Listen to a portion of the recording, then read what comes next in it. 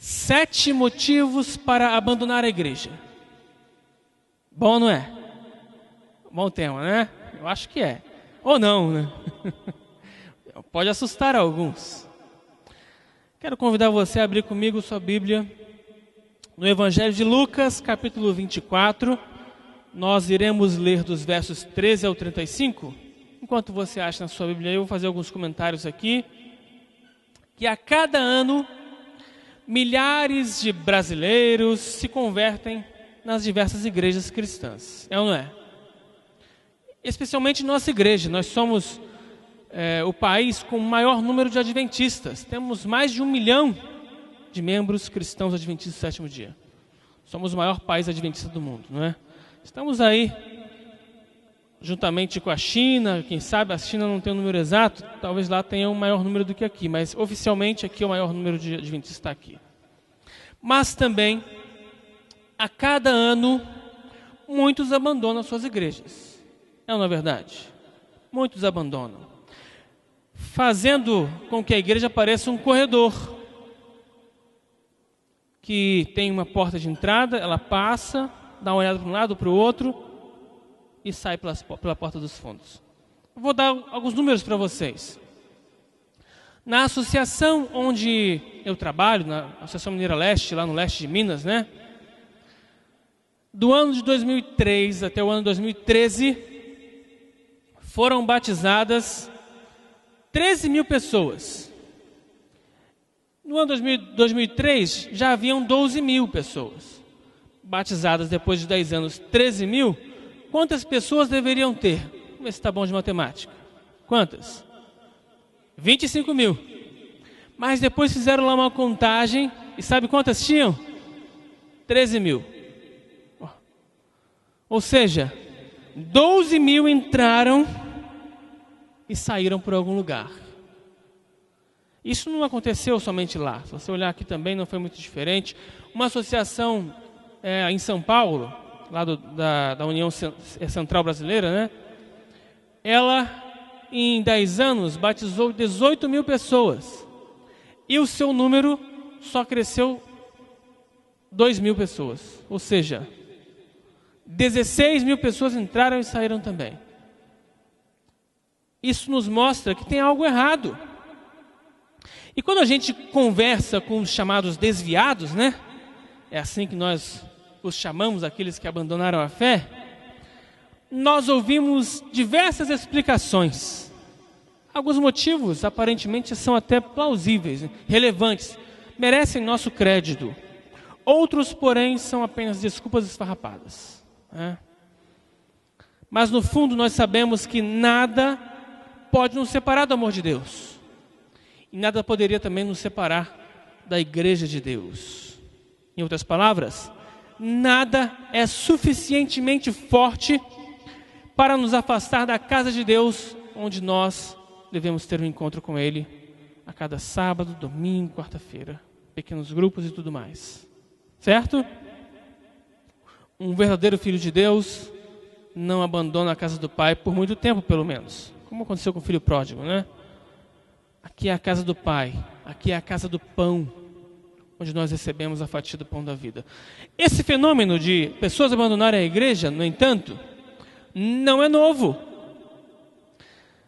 Se considerarmos que a igreja cristã nasceu na manhã de Páscoa de um domingo, na ressurreição de Jesus, então, à tarde, naquele mesmo dia, se você olhar para os fatos, nós já tínhamos 2 desviados.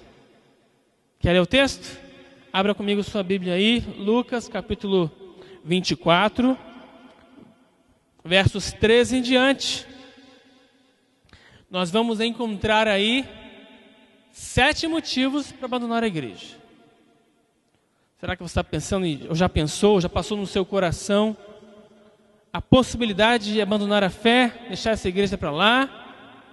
Lucas 24, verso 13 em diante, diz assim: naquele mesmo dia, 2 deles estavam de caminho para uma aldeia chamada Emaús, distante de Jerusalém 60 estádios, mais ou menos 12 quilômetros. e iam conversando a respeito de todas as coisas sucedidas.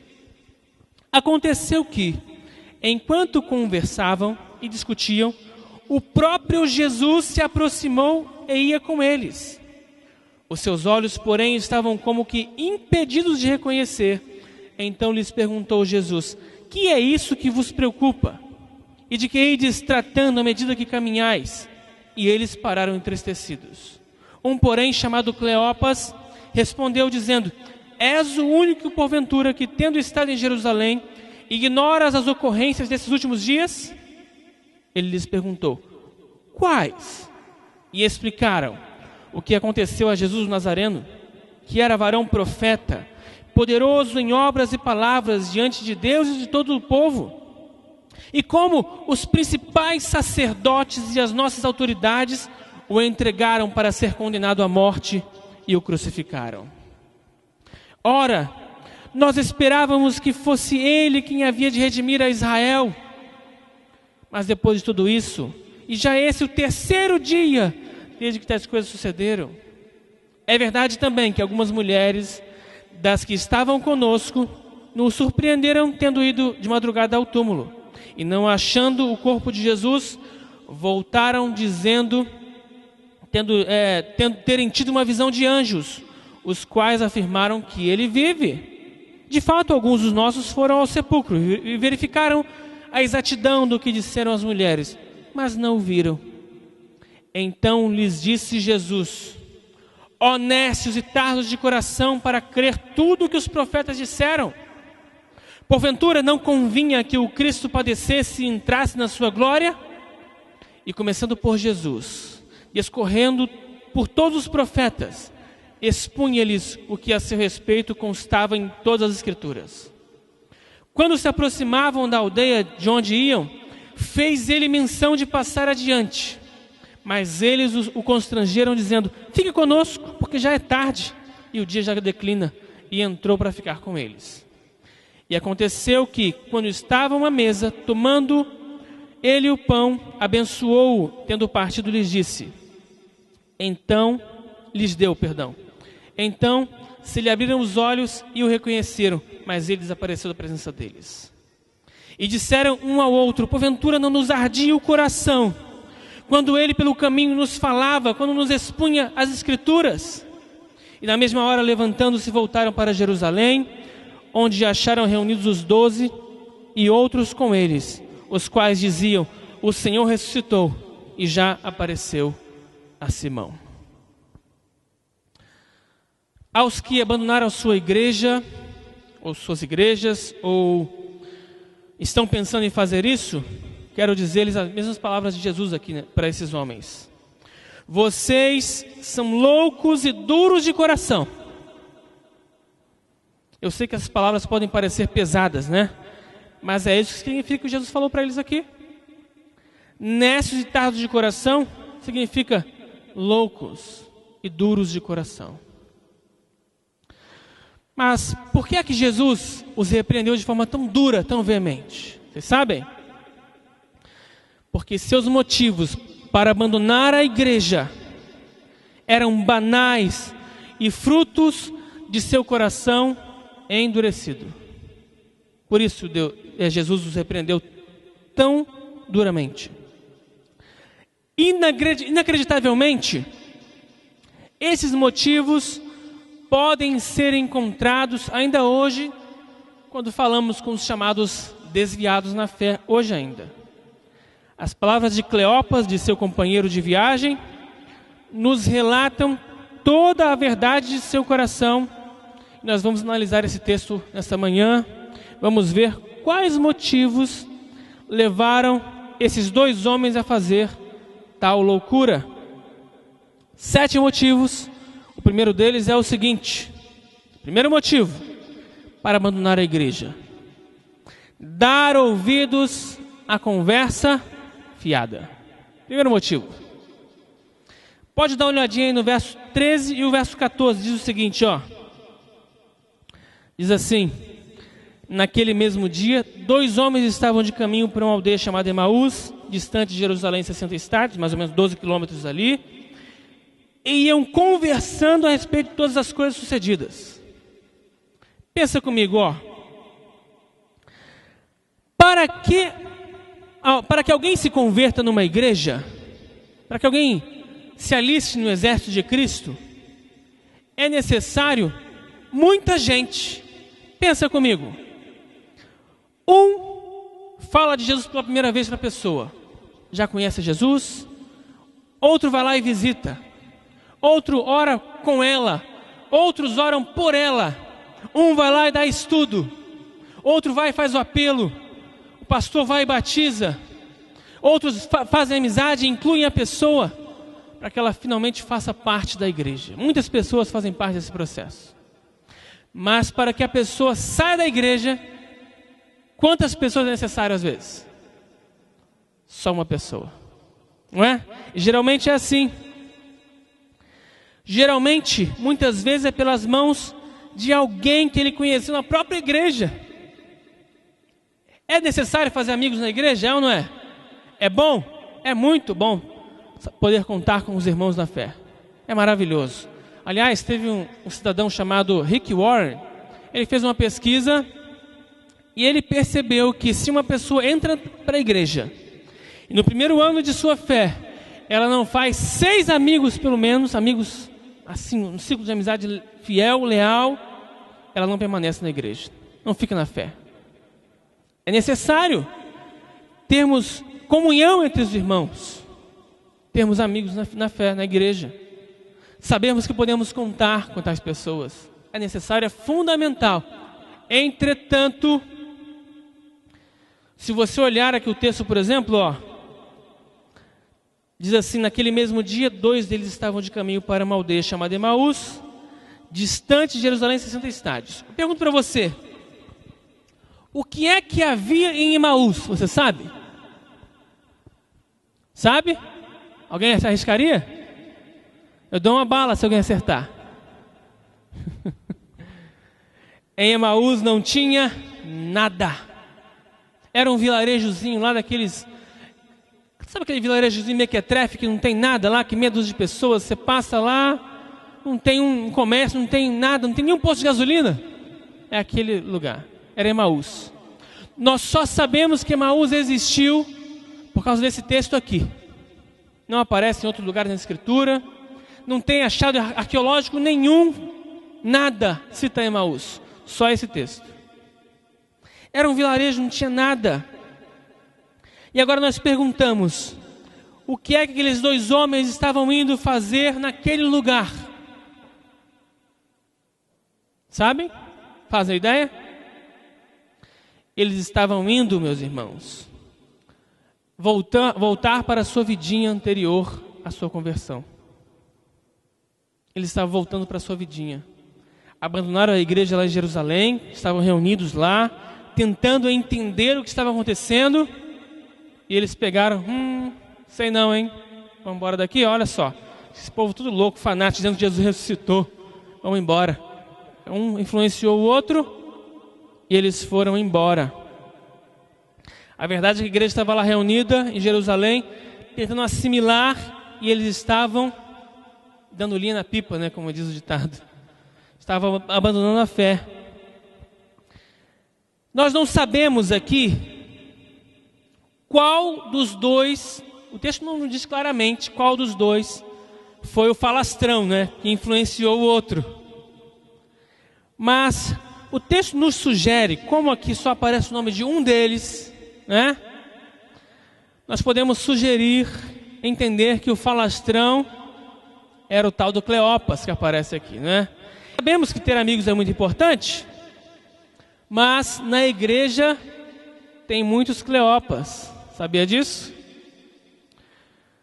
Ter amigos é muito bom e é saudável, mas existem pessoas na igreja mal resolvidas em sua fé. Sabia disso? Pessoas que querem sair da igreja, mas elas sabem que seus motivos são fugazes, são tolos, são banais, são meras desculpas esfarrapadas, e elas não têm coragem de sair sozinhas. Mas quando elas acham alguém que as ouve, alguém que elas conseguem influenciar, elas tomam coragem e saem e levam consigo alguém. Elas precisam de alguém que lhes dê ouvidos. Alguém que concorde com elas, né? E de preferência saia da igreja com elas. Mas se você prestar atenção no que elas falam, é mera conversa fiada. Então esse é o primeiro motivo que nós achamos nesse texto aqui. Conversa fiada para sair da igreja. Então, primeiro motivo, conversa fiada. O segundo motivo, cegueira espiritual. Versos 15 e 16, dá uma olhadinha aí, ó. Aconteceu que enquanto conversavam e discutiam, o próprio Jesus se aproximou e ia com eles. Os seus olhos, porém, estavam como que impedidos de reconhecer. Olha que interessante aqui. Eles estavam tão compenetrados em si mesmos, tão envolvidos em suas desculpas, suas próprias desculpas esfarrapadas e justificativas, tão convictos de sua discussão, que eles nem puderam notar que quem estava com eles era o próprio Jesus ressuscitado. O assunto deles era sobre Jesus. E o próprio Cristo estava do lado deles ali. Imagina o ridículo da situação. Algo ridículo. Iremos ver logo adiante que eles não aceitavam a notícia da ressurreição de Jesus. E provavelmente estavam dizendo, essa coisa de ressurreição é coisa de fanático, histerismo, né? Histerismo coletivo. E ali ao seu lado estava Jesus, a pessoa de quem eles falavam. Que interessante, né? Observe outra coisa interessante também nesse texto, ó. Eles que estavam completamente cegos, não enxergavam a situação ali, julgaram-se mais informados que o próprio Jesus. Olha o que eles disseram para Jesus. És o único porventura que, tendo estado em Jerusalém, ignoras as ocorrências desses últimos dias? Cegos completamente, não enxergavam a realidade, mas se sentiam os únicos informados. E geralmente é assim na igreja, sabia? As pessoas que se rebelam contra Deus, contra a própria igreja, contra a liderança da igreja, geralmente são as pessoas que não estão enxergando a situação como um todo. Às vezes a própria liderança está cega também, é verdade, acontece, viu? E precisa muito de jejum e oração para que eles possam enxergar as coisas. Mas as pessoas que abandonam o caminho encontram-se em condição espiritual semelhante, estão cegas. Então, tão preocupadas consigo mesmas, né, literalmente, que se tornam incapazes de perceber a realidade. E pior que isso, além de estarem cegas, acreditam que são as únicas que enxergam. Isso é que é o pior, mais triste, né? E acabam fazendo um papel ridículo. Discutem temas das quais eles nem entendem, nem conhecem às vezes. E ao classificarem como fanáticos, histéricos, os que ficam firmes na fé. É isso que acontece geralmente nas igrejas. Então o segundo motivo qual é mesmo? Primeiro foi conversa fiada. O segundo, cegueira espiritual. O terceiro, tristeza. Olha o que aconteceu com eles aqui, ó. Então lhes perguntou Jesus: que é isso que vos preocupa e de que ide tratando à medida que caminhais? E eles pararam entristecidos. Por que é que eles estavam tristes? Vocês sabem me dizer? Hã? Esse aí é outro motivo, mas vamos chegar lá ainda. Eles estavam tristes pela morte de Jesus, é claro. Eles depositaram suas esperanças sobre Jesus. Jesus morreu, estavam tristes agora. Mas também pela injustiça. Eles falaram aqui no texto, ó. As autoridades, eles perguntavam assim: como é que as autoridades puderam colocar Jesus ao lado de Barrabás, um criminoso, e mandar que eles escolhessem? Tiveram essa coragem? E o pior do que isso, como é que eles puderam, o povo pôde escolher Barrabás em detrimento de Jesus? Como pôde? E fora isso, os problemas do grupo de Jesus. Pedro, que era tão valente, como é que ele teve coragem de negar a Jesus 3 vezes na frente de todo mundo? E os demais que se acovardaram e saíram correndo, não é? Deixaram Cristo padecer sozinho. E as mulheres, na hora da crucifixão, até que foram valentes, mas agora vem com essa história aí de ressurreição. Olha só, parecem loucas, alucinadas. Muitos motivos geraram no coração deles tristeza. É verdade. Mas precisamos entender que nossa tristeza não é justificativa para nós não aguentarmos a pressão. A palavra de Deus diz o seguinte: a alegria do Senhor é a nossa força. Você conhece o texto. Crente triste é crente fraco. Sabia disso? Qualquer coisinha abala. E quando estamos fracos, temos a tendência de nos isolarmos, de fugir, de virar a mesa, de dar as costas, abandonar a carreira da fé. É a nossa tendência, né? Cuide-se, meu irmão. Não se deixe entristecer, nem com as autoridades da igreja, nem com a ingratidão do povo, e muito menos ainda com a própria igreja em si. Todas as igrejas são iguais. Tem problemas. Tem pessoas fofoqueiras no meio. Tem ou não tem? Tem pessoas fofoqueiras. Tem pessoas falsas.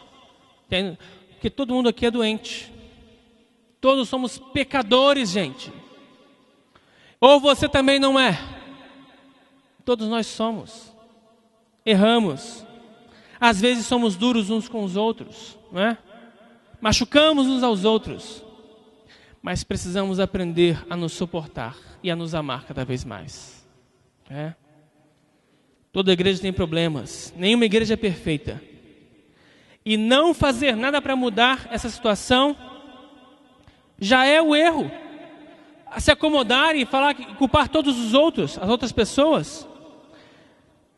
Se uma igreja admite isso, que é fraca, e a maioria admite, é porque está reconhecendo que tem problemas, e todas têm. Logo, a igreja tem a obrigação de dar uma parada, né? Nós temos a obrigação pessoal de pararmos e refazermos nosso conserto com Deus periodicamente. De preferência diariamente.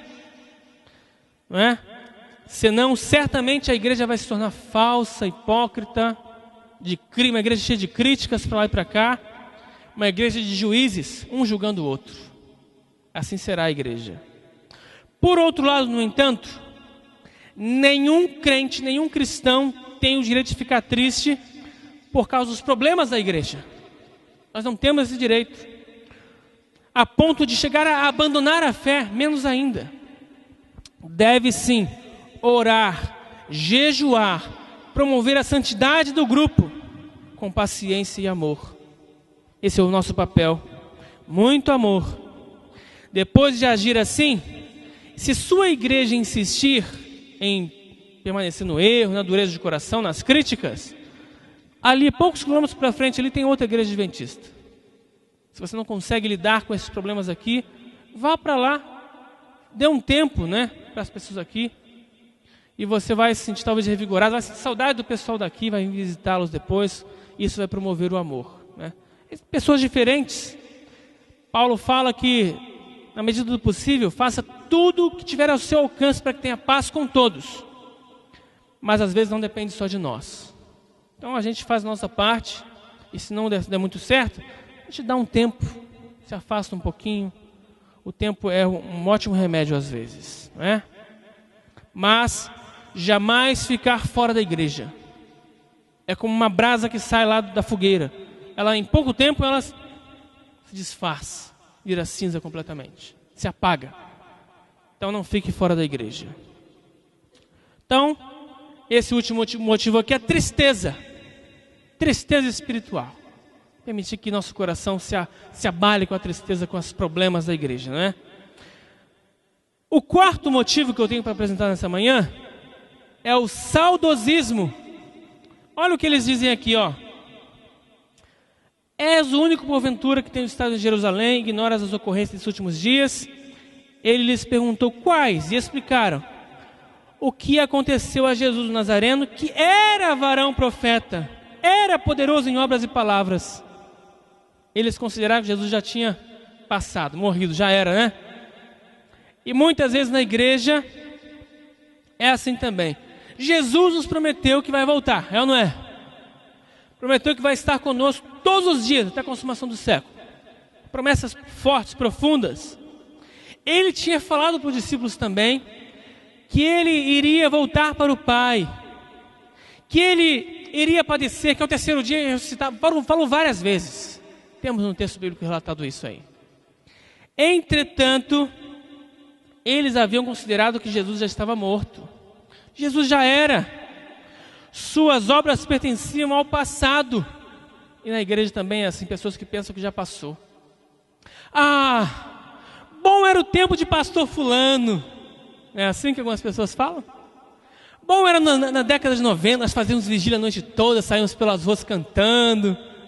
Quem viveu nessa época sabe do que eu estou falando, né, Vidal? Você lembra, né, Vidal? Bom era no tempo dos apóstolos, o povo lá era poderoso. Pedro estava andando na rua, encontrou lá um coxo lá, um aleijado. Me dá um dinheirinho. Não tenho nem prata nem ouro, mas o que eu tenho eu te dou. Levanta e anda. Né? Lá naquela época que tinha poder. Paulo estava pregando uma noite, e era um prédio meio alto assim, estava lá um rapazinho sentado lá em cima, ele dormiu, caiu e morreu. Paulo foi lá, orou, e o menino ressuscitou. Hoje a gente não tem esse poder. Será que não tem? Será que Deus perdeu força? Ou Deus é diferente? Porque eu ainda continuo vendo milagres nessa igreja acontecer. Eu continuo enxergando isso. Eu tenho lá no meu escritório, lá em casa, um quadro branco, e as pessoas quando me pedem oração, eu vou lá e escrevo o nome delas lá. Fulano. E eu vou orando por elas, e certa ocasião eu paro, eu olho e falo assim, opa, peraí, mas fulano já não precisa mais de oração, ele já recebeu o que ele precisava. Apago. E eu vejo que ao longo de um ano inteiro, todas as pessoas que estavam lá acabam saindo. Sabe por quê? Porque Deus cuida do seu povo. Deus ouve as nossas orações ainda hoje. E o mesmo Deus da época dos apóstolos é o Deus de hoje ainda. Eu ainda vejo milagres no nosso meio. Tá? Ainda vejo milagres acontecerem. E eu sei que se você olhar com mais cuidado, você também verá. Não precisa ficar preso ao passado. As músicas mudam, né? Chegam músicas novas. As roupas, quando a gente olha as fotos dos anos 80, 90, os cabelos, né, eram diferentes, né? Aquela franja do povo assim, tupete assim. Era diferente. Hoje mudou o cabelo. Mas os crentes são os mesmos, gente. Os problemas são os mesmos daquela época. Quem estava lá sabe do que eu estou falando. Você não precisa viver do passado, preso a um passado. Saudosismo é traduzido no dicionário como um culto ao passado. E este é um dos principais motivos pelos quais muitas pessoas abandonam a fé, abandonam a igreja. Essa igreja não é mais a mesma. Eu quero dizer para vocês, meus irmãos, que é essa igreja que vai terminar a obra, pela graça e pelo poder de Deus. E se você abandona a fé, você vai perder muitas bênçãos. Você acha que a sua igreja está sem poder? Cuidado, pode ser que você esteja virando as costas no momento que a igreja vai apresentar o maior poder da sua história. Pensa comigo, aqueles homens, Cleópas e seus companheiros, estavam abandonando a fé no momento em que Jesus não era mais o Jesus homem somente, era Jesus glorificado, ressuscitado, estava com eles ali. Eles estavam dando as costas. No momento de maior glória da igreja, que Jesus ressuscita, eles estavam abandonando a fé. Agora que a coisa ia começar mesmo de verdade, agora que eles iam assumir os seus ministérios pessoais, eles estavam dando as costas. E nós sabemos e temos promessas de que no final, nos dias finais, Deus vai derramar a chuva serôdia que a temporã já derramou na época dos apóstolos, mas agora é a chuva serôdia. E agora é chuva copiosa de poder. E se você der as costas, você vai estar perdendo a oportunidade de ver e receber. Bom? Muito cuidado. Seja você aquele que vai iniciar um incêndio espiritual na sua igreja, vai incendiar a igreja. Dedique-se ao estudo da palavra de Deus, à oração, ao jejum, às boas obras e ao amor fraternal, né, pelo próximo. Pague o preço, meu irmão. Não use o saudosismo como desculpa, pois pode ser que quem seja frio e sem poder hoje, seja você mesmo. Então cuide-se com relação a isso. Quinto motivo, aí sim, Luciane, perda da esperança. Versos 20 e 21 diz assim: ora, nós esperávamos que fosse Ele quem havia de redimir a Israel. Mas depois de tudo isso, já é esse o terceiro dia, desde que as coisas sucederam, e agora parece que já era, né? Naquela época, os defuntos, eles não eram enterrados como são hoje. Eles eram colocados em cavernas assim, e a morte só era oficialmente confirmada depois de 3 dias de sepultamento. Sabia disso? Por quê? Eles não tinham esfigmomanômetro para escutar o coração. Não tinham eletro ou encefalograma para atestar a morte. E tinha relatos de pessoas que haviam sido declaradas mortas, mas depois levantaram vivas.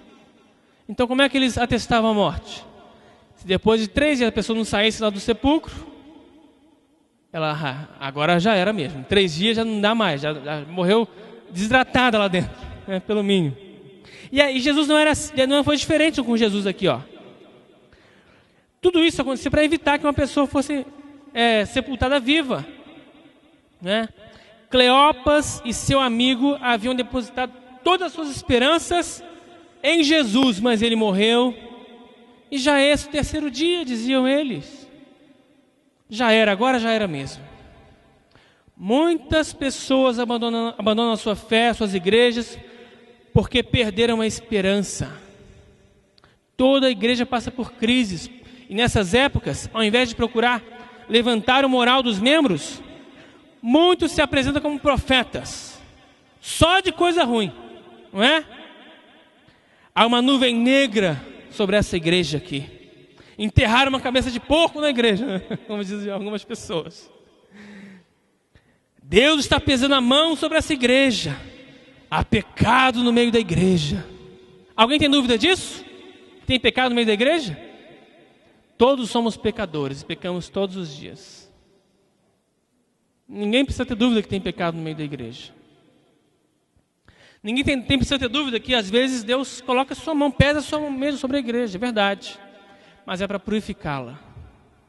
É para promover a salvação. Deus diz assim, ó: eu disciplino e castigo a todos quanto amo, como um pai ao filho a quem quer bem. É assim que funciona.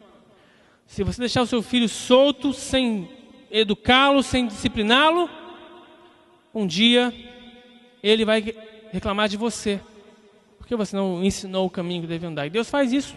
Deus ensina a sua igreja o caminho que ela deve andar. Deus disciplina e castiga a sua igreja sim, às vezes, mas isso não é motivo para perder a esperança. Muito pelo contrário, é motivo para se chegar a Deus e voltar para Ele, buscar a sua face, buscar a sua mão, buscar o seu poder na sua vida. Muitas pessoas abandonam a igreja por causa disso. Desconhecem a história da igreja cristã, que passou por verdadeiras crises, maus bocados, perseguições, prisões.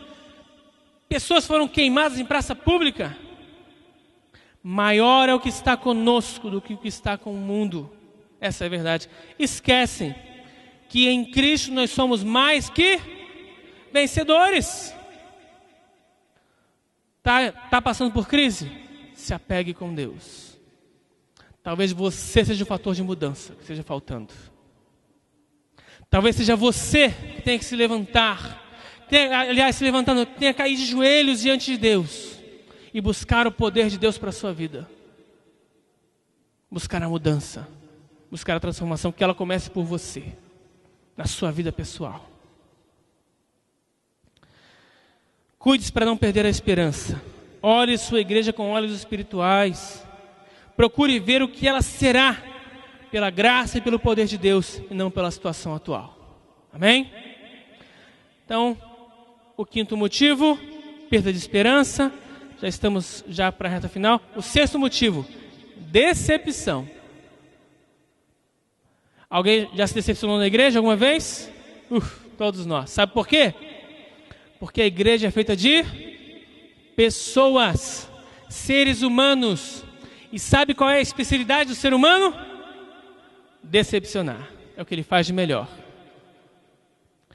Pessoas que deixam de ir à igreja por causa de pessoas, é porque sempre foram por causa de pessoas. Perceba isso, entenda isso. Se você desanimou por causa de uma pessoa, é porque você sempre estava lá por causa dela. Você nunca esteve lá por causa do motivo correto, que é Deus, que é Cristo, que é a salvação em Cristo Jesus. Entenda isso. Olha o que eles disseram no verso 21. Nós esperávamos que fosse Ele quem iria de redimir a Israel, mas agora decepcionamos, já era, não deu certo. Quantas vezes Jesus afirmou que o reino dele não era nessa terra aqui? Pessoas que vêm para a igreja depois de um tempo, elas vêm para a igreja esperando alguma coisa, esperando bênçãos materiais. Eu vou para a igreja, vou arrumar um emprego, estou desempregado há 2 anos já. Vou para a igreja porque vou arrumar um emprego. O emprego demora, não vem. Essa igreja é fraca, não tem poder não. Se decepciona com a igreja. Estão focados nessa vida aqui. Querem bonança espiritual, material, aliás, não espiritual. Querem saúde, estou doente, vou para a igreja que Deus vai me curar lá. Eu quero que você me mostre na Bíblia, onde está escrito que Deus prometeu para você, que você vai ter riso e dinheiro e vai ter saúde o tempo todo. Tem na Bíblia algum lugar assim, dizendo isso? Não tem. Pelo contrário, vem dizendo lá que o reino de Deus não é aqui. Podemos começar a experimentá-lo aqui, mas não é nessa terra. Aqueles homens esperavam que quando Jesus se levantasse como rei de Israel, que um deles seria o secretário de Estado, outro seria ministro dos transportes, outro ministro da educação. Todos eles teriam o seu cargo de importância ali. Um seria conselheiro, né? Sentaria à direita, outro à esquerda, pertinho ali. Eles tinham essas esperanças nessa terra que seriam grandes aqui. Essa era a esperança deles.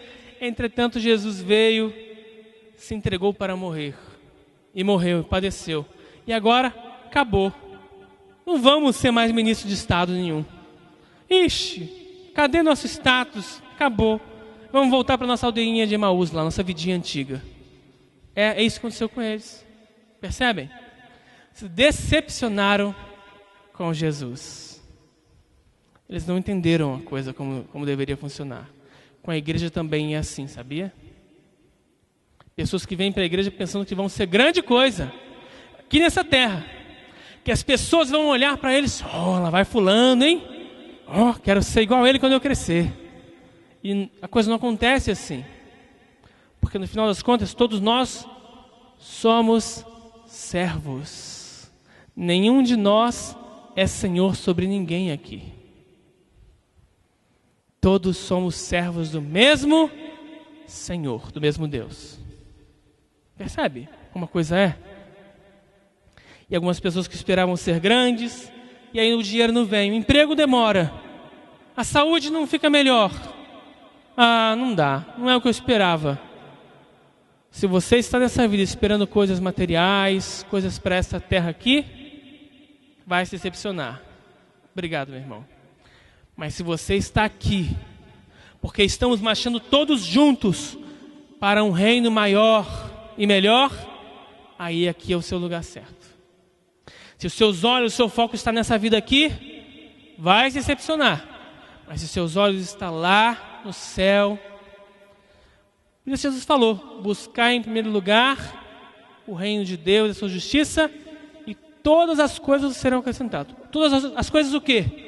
O que você precisa para comer, para beber, para se vestir, para viver. E isso Deus não deixa faltar. O Senhor é meu pastor e nada me faltará. Entenda isso. Tá bom? Decepção é um dos grandes motivos para pessoas abandonar a fé. Último motivo. Sétimo motivo, falta de fé, descrença. Os versos 22 a 25 dizem assim, ó: mas depois de tudo isso, já esse é o terceiro dia desde que tais coisas sucederam, é verdade que algumas mulheres das quais estavam conosco nos surpreenderam indo lá, e não tendo achado o corpo de Jesus, dizem ter visto visão de anjos, que disseram que Jesus ressuscitou. É verdade também, ó, que alguns dos nossos foram ao sepulcro e verificaram a exatidão das palavras, mas não o viram também, não acreditaram. Primeiro nas palavras de Jesus, que tinha falado, ó, é necessário que o Cristo padeça, que morra, e ao terceiro dia vai ressuscitar. É necessário que isso aconteça. Quase que dá para ouvir o som de desprezo daqueles homens, né? Em relação ao testemunho das mulheres. Quando se referiam a elas e disseram assim, algumas mulheres lá, meio que assim, né? Algumas mulheres lá, foram lá e falaram que viram anjos. Mas não eram apenas algumas mulheres, ó. Eram mulheres conhecidas do grupo. Discípulos de Jesus ali que estavam no meio ali. Ouviram Jesus falar. E elas foram lá, elas eram dignas de serem ouvidas. O testemunho delas era fiel, era real. Mulheres respeitadas, que tinham nome e sobrenome. Mulheres que apoiavam o ministério de Jesus, e quando ele estava para morrer, elas estavam lá, ó, aos pés de Cristo. Né? Nada disso tinha qualquer valor para Cleopas e seu companheiro, sabia? E imediatamente, quando eles ouviram isso, eles desqualificaram o que falaram as mulheres, e não somente o testemunho delas, né? Se você olhar direitinho aí, ó, alguns dos nossos foram lá, e tendo ouvido a exatidão das palavras, mas não ouviram. Então não tem valor, né? Para eles só importava se eles tivessem visto. Só que quando eles viram, eles não reconheceram. Percebem? Coração endurecido, né? À primeira vista parece que o testemunho dos homens os deixou propensos a crer, mas não. Se eles tivessem crido no testemunho daquelas pessoas, eles não teriam ido embora. Né? Eles descreram da própria ressurreição de Jesus, apesar dela ter sido apregoada por Jesus. Jesus tinha falado. Eles descreram das mulheres, descreram dos outros discípulos, mas descreram principalmente do próprio Jesus que tinha falado para eles. Né? Tanto que eles reconheceram no final. Eles falaram assim, não nos ardia o coração? Ele estava nos expondo lá, nós não nos tocamos, né? Nós não enxergamos. É assim que acontece também quando a pessoa permite que sua falta de fé o afaste de Deus. Aí lá na frente, Jesus vai atrás deles, geralmente vai buscá-los, porque é importante. Ele vai continuar tocando o coração daqueles que abandonam a fé. Mas lá na frente eles se arrependem e falam, puxa, como é que não me ardia o coração, gente? Como é que eu não enxerguei? É o que muitos falam. Alguém certa vez disse, para quem quer crer, nenhuma prova é preciso. Para quem não quer crer, nenhuma prova basta. Não adianta. Deus pode escrever com a mão na parede. Não vai acreditar se não quiser. Tem que estar aberto. Seja um cristão de verdade, seja sábio e prudente, mas crente de verdade. Jamais acredita em tudo, é verdade, mas jamais duvide de tudo também. Não seja cético, né? O crente vive pela fé e não por preconceitos, por ideias preconcebidas, né? Pode ser que neste ponto dessa mensagem você já tenha compreendido o porquê já pensou em abandonar a fé, ou já abandonou em algum momento, né? A pergunta que vem a seguir é natural. E agora? Será que você ainda vai continuar pensando em abandonar a fé, a carreira? Ou você vai repensar nos motivos que te levaram a isso? Conversa fiada, tristeza, perda da esperança, saudosismo. Qual é o motivo que tem te pesado no coração? Qual é o motivo? Seja qual for, meu irmão, eu quero te dizer que você não tem motivos plausíveis para abandonar a sua igreja, abandonar a sua fé. E Jesus foi atrás dele, ouviu as suas queixas, Jesus falou aos seus corações, começando por Moisés, né? Discorrendo por todos os profetas, expunha-se. E os seus corações ardiam. E eles finalmente convidaram Jesus para entrar em sua casa. E Jesus restaurou a comunhão no partir do pão com eles. Jesus abriu os seus olhos, tirou sua cegueira espiritual. E eles voltaram correndo para Jerusalém. Voltaram para a casa de Deus. Para onde estavam os seus irmãos em Cristo. Não é? Note que dos 7 eventos que eu citei aqui, que culminaram na volta deles, somente 2 foram de iniciativa humana, não é? Quanto aos demais, eles foram todos Jesus que fez por eles. Jesus vai atrás deles, Jesus ouve, Jesus fala aos seus corações. Eles convidaram Jesus e eles voltaram. É só isso que é a atitude humana. Convidar Jesus para entrar em seu coração novamente. E voltar, sem questionar, para a casa de Deus e para a causa de Deus. Se Deus tiver misericórdia de sua vida, se você, por um motivo ou outro, abandonar a fé, como o filho pródigo fez, você jamais conseguirá voltar à igreja, ou jamais conseguirá voltar a sentir a mesma alegria no coração do início, se não permitir que Jesus entre em sua casa. Meu conselho é que você dobre o seu joelho e clame em alta voz: Jesus, por favor, venha me buscar. Não, ou então, melhor do que isso, não permita que eu abandone a sua casa, Senhor. E quando algum irmão ou pastor o procurar e lhe convidar para ir ao culto, vá. Está desanimado? Está triste? Vá, é o momento certo para você ir. E se o seu coração começar a arder, ou ao ouvir a palavra de Deus, convide Jesus para entrar em seu coração e ficar com você. Talvez nessa noite fria que você esteja passando, que se instalou em seu espírito. Aceite o perdão de Deus. Coma o pão da vida, a fatia do pão da vida que é partilhada aqui na igreja. E viva mais feliz, não é? Aceite o perdão de Deus. E volte para a sua igreja. Ou então nunca saia dela, o que é o melhor. Se não for possível, nem recomendável, que você volte para a mesma congregação, mesma igreja, no mesmo local, no mesmo bairro, procure uma outra. Até que o seu coração seja liberto da mágoa, do rancor, quem sabe, né? Mas não seja louco nem duro de coração. Jamais abandone a sua fé. Senhor nosso Deus e Pai, muitas vezes nos sentimos desanimados, entristecidos, e é provável que tenha passado em nosso coração, em algum momento, ó Pai, o desejo de abandonar a igreja, abandonar a fé. Mas lhe rogamos que o Senhor nos abra os olhos, ó Pai, que possamos enxergar com olhos espirituais o que está acontecendo ao nosso redor. Nos dê o poder, a capacidade de nos levantarmos como servos fiéis a Ti, Senhor, e de ficarmos firmes ao Teu lado até o fim, Pai. E mais do que isso, ajudarmos a levantar aqueles que estão caídos, ó Senhor. Abençoa esta igreja, Senhor. Dê a ela o poder necessário para vencer. E que se algum de nós, em algum momento, se afastar e der as costas, que o Senhor vá atrás de nós. Que nos salve, nos busque, Senhor. E que possamos voltar e permanecer ao seu lado até o dia de Cristo Jesus. Nos despeça em paz neste momento. É o que lhe rogamos em nome de Cristo Jesus. Amém.